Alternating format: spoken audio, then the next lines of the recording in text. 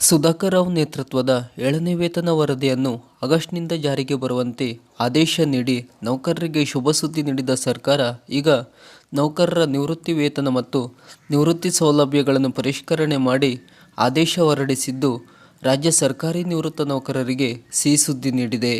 ರಾಜ್ಯ ಸರ್ಕಾರದ ನೀತಿ ನಿರ್ಣಯದಂತೆ ದಿನಾಂಕ 22/7/2024 ಆದೇಶದಲ್ಲಿ 7ನೇ ರಾಜ್ಯ ವೇತನ ಆಯೋಗದ ಶಿಫಾರಸ್ಸಿನಂತೆ ರಾಜ್ಯ ಸರ್ಕಾರಿ ನೌಕರರ ಶ್ರೇಣಿಗಳು ಮತ್ತು ಪಿಂಚಣಿಗಳನ್ನು ಪರಿಷ್ಕರಿಸಿ ಅನುಷ್ಠಾನಗೊಳಿಸುವಂತೆ ಆದೇಶ ಹೊರಡಿಸಲಾಗಿದ್ದು, ಆದೇಶದ ವಿವರ ಹೀಗಿವೆ.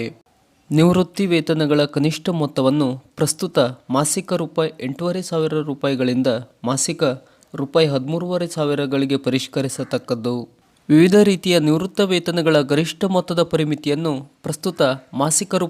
75,300ಗಳಿಂದ ಮಾಸಿಕ ರೂ. 1,20,600ಗಳಿಗೆ ಪರಿಷ್ಕರಿಸತಕ್ಕದ್ದು. ಕೆಲವು ಅತ್ಯಂತ ಅಸಾಧಾರಣ ಸಂದರ್ಭಗಳನ್ನು ಹೊರತುಪಡಿಸಿ ಕರ್ನಾಟಕ ನಾಗರಿಕ ಸೇವಾ ನಿಯಮಗಳ ನಿಯಮ 2010 ಅಡಿ ಮಂಜೂರು ಮಾಡುವ ತಾರ್ಕಿಕ ನಿವೃತ್ತಿ ವೇತನದ ಪರಿಮಿತಿಯು ಮಾಸಿಕ ರೂ. 13,500ಗಳಿಗೆ ಮೀರತಕ್ಕದ್ದಲ್ಲ ಎಂದು ಆದೇಶದಲ್ಲಿ ತಿಳಿಸಲಾಗಿದೆ. ಸರ್ಕಾರಿ ನೌಕರರ ಅವಲಂಬಿತರಿಗೆ ಲಭ್ಯವಿರುವ ಕುಟುಂಬ ನಿವೃತ್ತಿ ವೇತನದ ಕನಿಷ್ಠ ಮೊತ್ತವು ಪ್ರಸ್ತುತ ಮಾಸಿಕ ರೂ. 8,500ಗಳಿಂದ ಮಾಸಿಕ ರೂ. 13,500ಗಳಿಗೆ ಪರಿಷ್ಕರಿಸತಕ್ಕದ್ದು. ಕುಟುಂಬ ನಿವೃತ್ತಿ ವೇತನದ ಗರಿಷ್ಠ ಪರಿಮಿತಿಯು ಪ್ರಸ್ತುತ ಮಾಸಿಕ ರೂ. 45,180ನಿಂದ ಮಾಸಿಕ ರೂ. 80,400ಗಳಿಗೆ ಪರಿಷ್ಕರಿಸತಕ್ಕದ್ದು.